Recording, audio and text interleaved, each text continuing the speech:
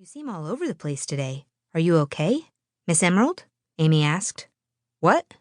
Miss Emerald? I'm sorry, Amy. I sighed. My student frowned. Just seems to me like you are not really here. And for the $150 I charged for the 2-hour lesson, my presence she demanded, and rightfully so. From the top, I turned on the CD of recorded harp music as I played along. Emerald, the voice called just like the one in the dream. Did you say something, Amy? She threw me a strange look. I needed to snap out of this, and fast. Amy shook her head. I glanced at the small grandfather clock on the fireplace mantel. We ran over the time. I'll see you next week. Amy shoved 2 crumpled bills into my possession, and I sat $150 richer. Thanks. I nodded, following my student to the door, and watched her walk to her car. Damn, I needed a cold shower or something to wake up, toss off this feeling. My phone tinged. Can you take an extra shift today? A text popped up from my boss. Fuck, I muttered. Okay, Jeff, I'm there. No relaxing day for me. I got myself together and had a bite to eat. I dug into a bowl of Cheerios. I added blueberries and slices of bananas. I flipped through a magazine. The words Ivory and Valentine caught my eye. The 2 words made butterflies flutter their wings in my stomach. I felt the blood pump to every part of my body. Anticipation. I found her in everything and everywhere. She seemed so familiar, more a memory than a dream. I placed my chin to my hand and thought.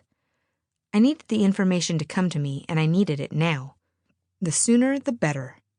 But nothing. Who was this woman, and why did I feel like I knew her somehow? Why did a stranger affect me this way? How could a lady that I barely met gain this power over me? I ran my hand over the kitchen counter. Filthy. An active mind was a motivated mind. I began to clean, removing the dust and grime. I passed the Swiffer on the wood floors twice. My love life and my finances left a lot to be desired. At least I had a clean house. I got dressed for the start of my shift and headed down to the bar. The door flew open and the doorbell rang announcing my arrival. None of the loyal clientele arrived yet. Hiya, Jeff. What's happening? I shoved my pocketbook in a space for safekeeping, filled with napkins and aprons. Your friend's here, he smirked. Which one? Which one? He repeated, mimicking me. The hottie from the other night. On command, the flapper called out. Hi, it's Emerald, right? Her accent? Reminiscent of city folk, but punctuated with a country twang. Yes, how'd you know? I smiled. My voice came out more curious than I intended. I sounded like such a babbling fool. I overheard. I'm Ivory Valentine. My heart bumped in my chest. Jesus Christ.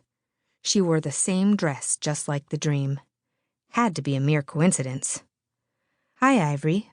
What can I do for you tonight? I must keep my cool. My insides may be like jelly, but I am strong. Will you be so kind as to take a shot with me? Her eyes pleaded. I looked at Jeff for his approval. Go ahead, he mumbled, sucking his teeth. I knew how he felt about his congregating with customers. He stood strong behind the adage, the customer is always right, and tonight I would benefit. I poured whiskey into 2 little brown shot glasses, dingy from wear and tear. Drink up, I commanded, gulping down the sludge. Whew! That'll open up your sinuses. No, I mean these kinds of shots. Like this. Ivory corrected me, spilling some salt onto her wrist. She took a finger of salt and sucked it, her eyes locking with mine. My hottest fantasy. Body shots. My body screamed, creaming as my clit throbbed like a second pulse. I watched as she lapped the little grains up with her tongue, creating circles on flesh. My panties soaked through and through, down to the skin. Oblivious to the gathering crowd of oversexed men, my audience, I returned the favor. I cleaned her arm free of the remaining salt. The taste of salt and skin clung to my tongue. But more than that, a memory beyond the taste buds. I know her? From before? But from where? I racked my brains to no avail. I could not place this sensual enigma.